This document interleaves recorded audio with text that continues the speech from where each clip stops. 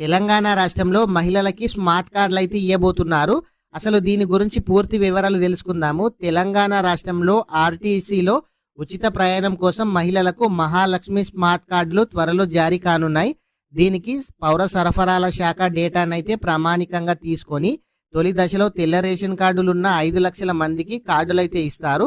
తర్వాత జూన్ 2 నుంచి ఈ విధానం పూర్తి స్థాయిలో తెలంగాణ రాష్ట్రం మొత్తం అమల్లోకి అయితే రానుంది. అయితే కార్డులు లేని వారు ఆధార్ కార్డుతో ఫ్రీ జర్నీ అయితే చేయవచ్చు. ఈ కార్డు కావాలి అని అంటే బస్ పాస్ సెంటర్లో లేదంటే మీ సేవా సెంటర్లో 50 రూపాయలు చెల్లించి ఈ కార్డులు అయితే పొందవచ్చు. ఈ కార్డుకు ఏ విధంగా అప్లికేషన్ చేయాలి, ఏం డాక్యుమెంట్స్ ఉండాలి, ఈ జూన్ 2 తర్వాత తెలుస్తుంది. ఈ జూన్ 2 తర్వాత ఈ కార్డుకి ఏ విధంగా అప్లికేషన్ చేయాలో కూడా మన ఛానల్లో స్టెప్ బై స్టెప్ ప్రాసెస్ చేయడం అయితే జరుగుతుంది. ఫ్రెండ్స్, ప్రతి ఒక్కరు కూడా ఈ కార్డు ఉన్నా కార్డు లేకున్నా మీ ఆధార్ కార్డుతోని కూడా మీరైతే జర్నీ చేయవచ్చు. ఈ కార్డు తీసుకున్నా తీసుకోకున్నా ఎటువంటి ప్రాబ్లం అయితే లేదు. ఫ్రెండ్స్, ప్రతి ఒక్కరు కూడా వీడియోని అయితే లైక్ చేయండి.